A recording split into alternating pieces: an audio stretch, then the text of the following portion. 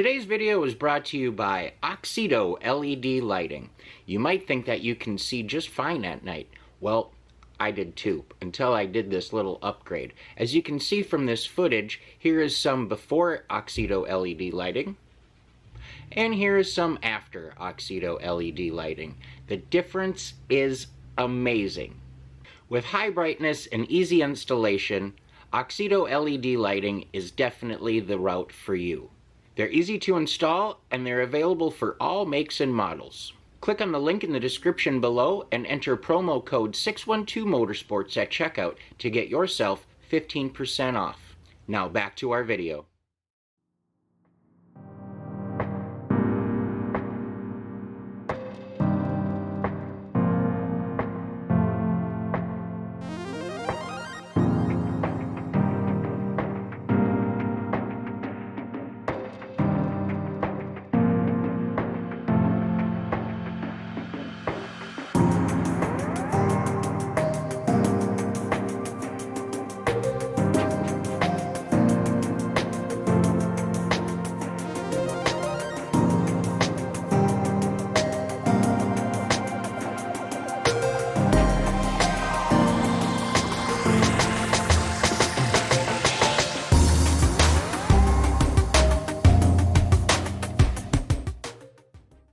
Hello and welcome back to another episode of 612 Motorsports. In today's episode, as you can see, I have the 96 S-10 with the 350 V8 swap. Beautiful, beautiful truck. We got that back from the hot rod shop after having them tweak a few things, and what we're going to do is actually go over what they did. But before we get into it, you know the routine. Please go ahead, hit that subscription button, the notification bell, leave a comment, a thumbs up. All that stuff is super, super helpful, and it is truly, honestly, greatly appreciated. Thank you. Thank you from the bottom of my heart. Now, let's get into today's content. S10s. Who doesn't love one, right? I mean, damn. Especially this little guy. So we're going to start out with the front end. And what they did is they put in new headlights. Basically, when we brought the thing home the night we picked it up, the headlights did not work. They worked on brights, but they didn't work on lows. They were HIDs, and they were poorly wired, let's just say. And what they had to do was go ahead and tap back into the factory harness, put the factory pigtails in, and go ahead and install the factory headlights with just our standard LED type bulbs. So appearance wise, not much difference, but it's going to make a hell of a difference when you actually turn the light switch on and the lights come on. Okay, so I have these on the floor outside here, and as you can see, they boogered it up with some JB Weld, something to make it fit, to make it watertight possibly. All this is cut away to make room. I mean, it's good and boogered up. They had, like I said, the HIDs, so this is like a unit here, and on this one you can see that they actually had to at some point cut and splice and wire tie that up. Same with the other one. It's just pretty bad as far as trying to configure them to work the way they wanted them to. Everything's just hogged out and cut up, so it was just an issue. One flickered real bad, and one worked, but I think it was just the standard high beam. So inside under the dash, there's a spot where the parking brake release handle would have been. There's a toggle switch there, okay? Up and down, clickety-click.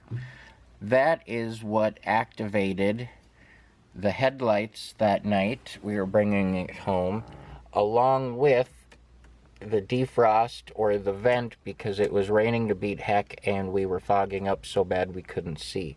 Once we flipped said toggle switch, this worked, we were able to see, and we had lights. So now this is just a dummy to fill the hole.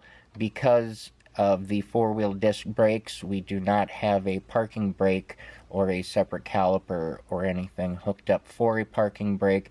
Therefore, the pedal is locked to the floor and there is no release. Let's see what they did under the hood.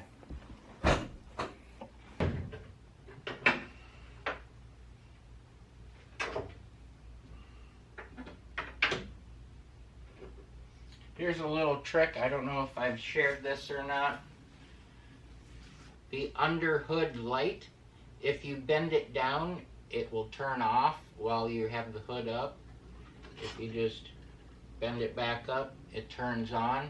I believe it's like a mercury switch or something of that nature to say when the hood is down, it knows not to have the light on. When it gets to a certain angle, it knows that the hood is up and to turn on.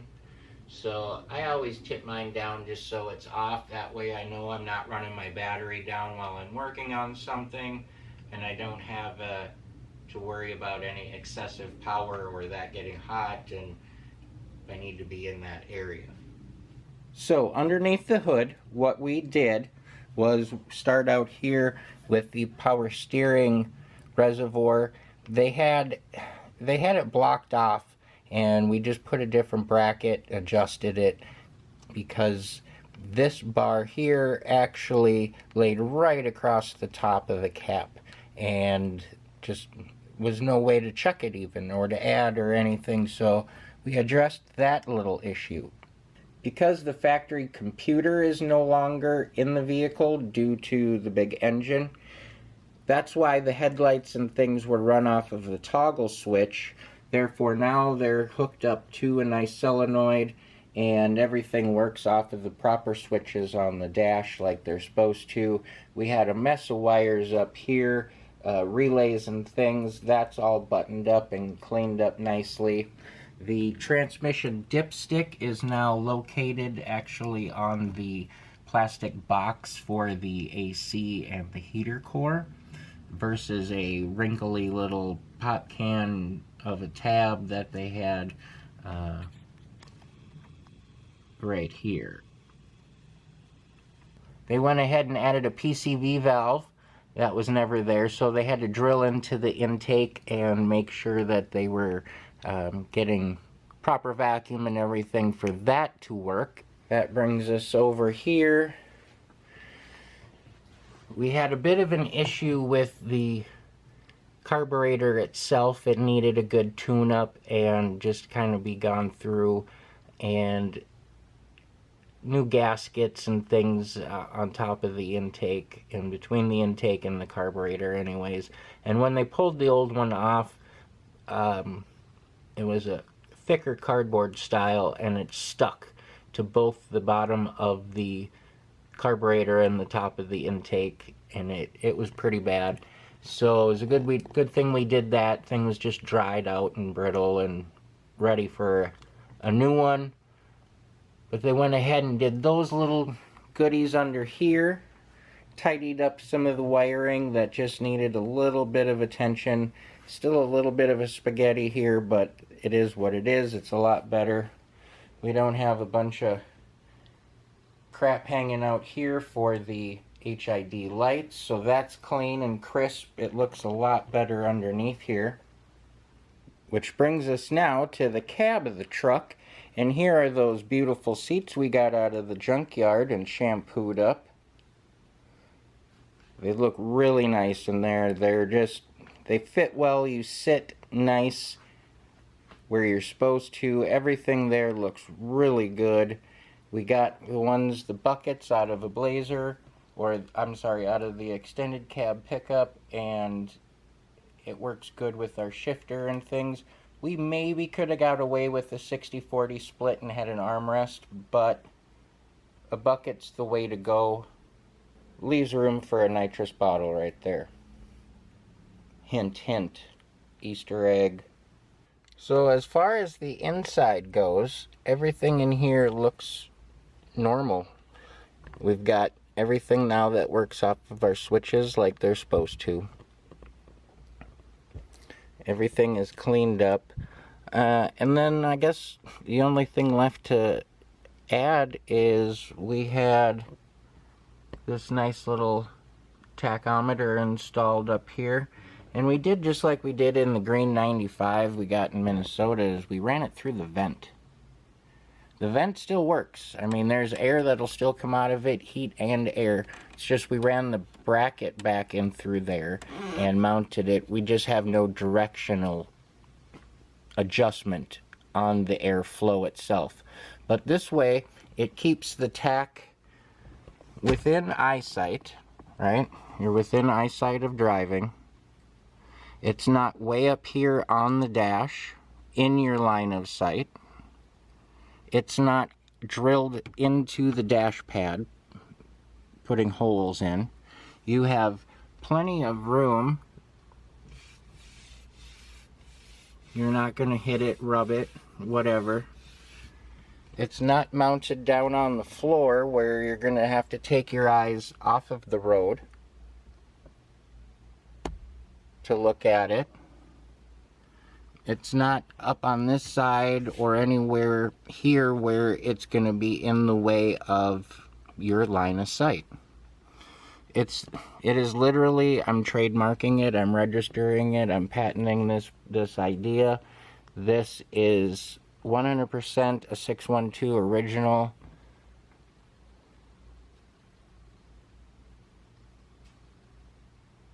It's just perfect. It really is. It's just all around perfect.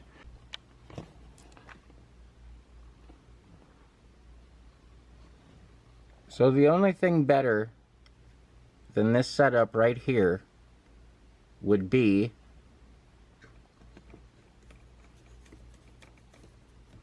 boom, that setup right there. That's money, kid.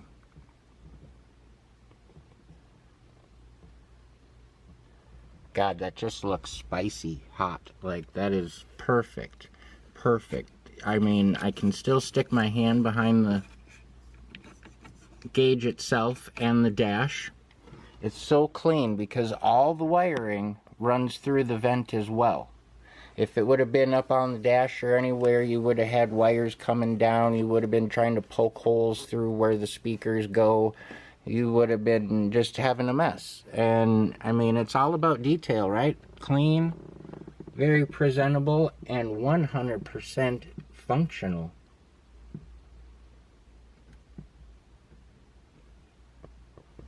Damn, I can't get enough of that. That's just hot. That is just hot. So when you're in it, I've got a light up, but the door panel doesn't hit, doesn't rub, nothing. It's not in any way in a bad place. It's just perfect. And then last but not least, they redid the throttle pedal and they brought it out a little bit. If you remember from the previous video when we went to the shop to check on it, I showed you that there was no movement to it whatsoever. And with the adjustments they made to the carburetor and the throttle pedal itself, we are now at 100% throttle instead of 25% throttle that we were running for so long. So that changed everything up. This thing runs and drives like a dream now. It is absolutely 100% dailyable, which, I mean, if you can, why not? The thing handles amazing, it drives great, it rides even better. It's very smooth. For 4-link and everything, you would think it might be a little rough, but it's actually not. It's very smooth, and I'm surprised. I'm amazed every time I drive it how much more I enjoy it, how much I like it. It's just a great little truck. But that's going to wrap her up for today. I hope you enjoyed, and as always, stay positive, work hard, and make it happen.